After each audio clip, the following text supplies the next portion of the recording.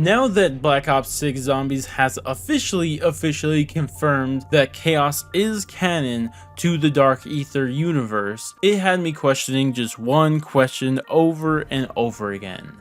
And that's the question of why. Not really questioning if this was a good or bad thing, but why exactly did Treyarch do this and how are they planning to explain it? Because really I only see it as three different options for how they're going to do this. Is one, they're going to incorporate the Chaos storyline into the Dark Ether story, or two, explain away the Chaos storyline, or finally just tie up the Chaos storyline. And I want to get into each of those three possibilities throughout this video, and by the end of it, I'd love to hear which one you guys think is the most likely case scenario down in the comment section below. And while you're there, you might as well drop a like and subscribe if you aren't already. And with that said, let's get into these three different possibilities. Now, the first possibility here I want to speculate about is that if they just straight up plan to incorporate the Chaos storyline into the Dark Ether story, making them just one big story. Because you really have to think about the Chaos storyline. Like, this was very unique compared to any of the other storylines that we've had before. Because in the past, they've mainly been sci-fi, right? Science fiction. They've been 115 and doctors and scientists doing these crazy experiments, causing all these crazy things to happen. Now, obviously, there was some supernatural stuff by the end of Black Ops 3 and even Black Ops 4,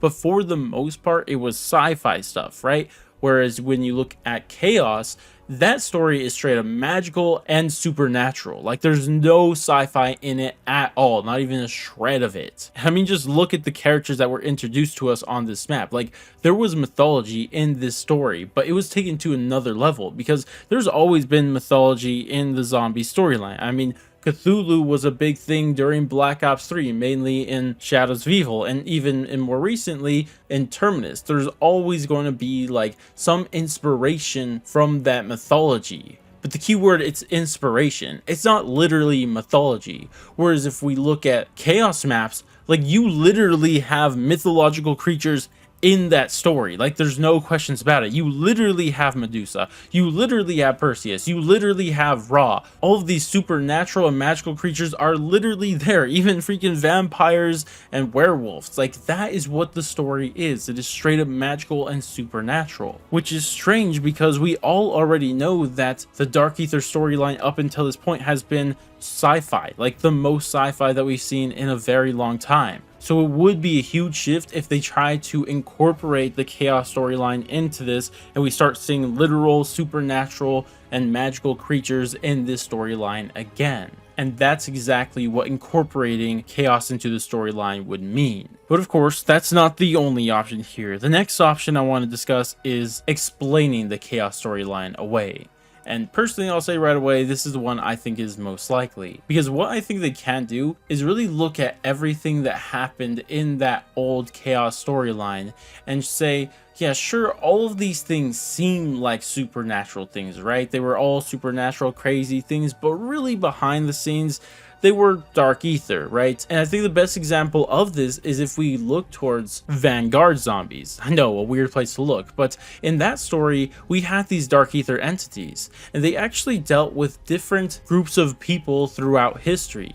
For example, Cortifex granted Dark Ether powers to the people of ancient Egypt, and Invictor granted powers to people of ancient Greece. And what's crazy is that he even name drops Hercules, and that's exactly the thing. Like, these mythological creatures that we think are gods or demigods in the stories, what they could really explain them away to be is that, sure, they claim to be these things, but really they got their power from these Dark Ether entities who get their power from the Dark Ether themselves in Ethereum. And this will leave the possibility out there to still keep everything canon from the Chaos story, but still explaining it in more of a sci-fi type of way. And this leads us to the final possibility. And this is the possibility that Treyarch really doesn't care to incorporate it or even explain it away.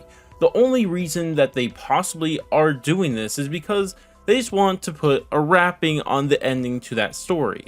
Because as we all know, that story had an abrupt end. Ancient Evil was the final map, and it seemed like it was setting up some big things that just never ended up happening. And even though Treyarch right now is fully focused on the Dark Ether story, maybe they have a little bit left in them that, hey, it'd be nice to at least wrap things up there and not leave them as they are.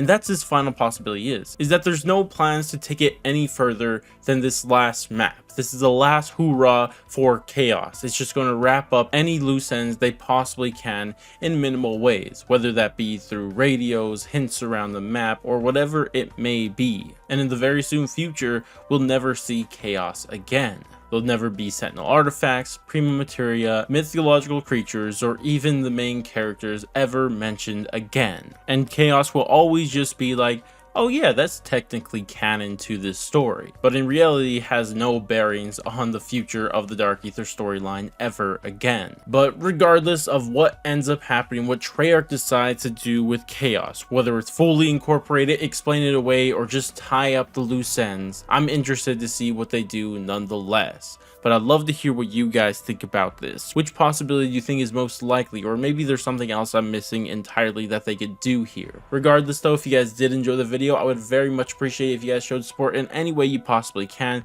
Like, subscribe, bell, share, or even join the channel. That would also be very much appreciated. Regardless though, that's going to wrap it up for me. Thank you guys all so much for watching, and I'll catch you guys in the next one.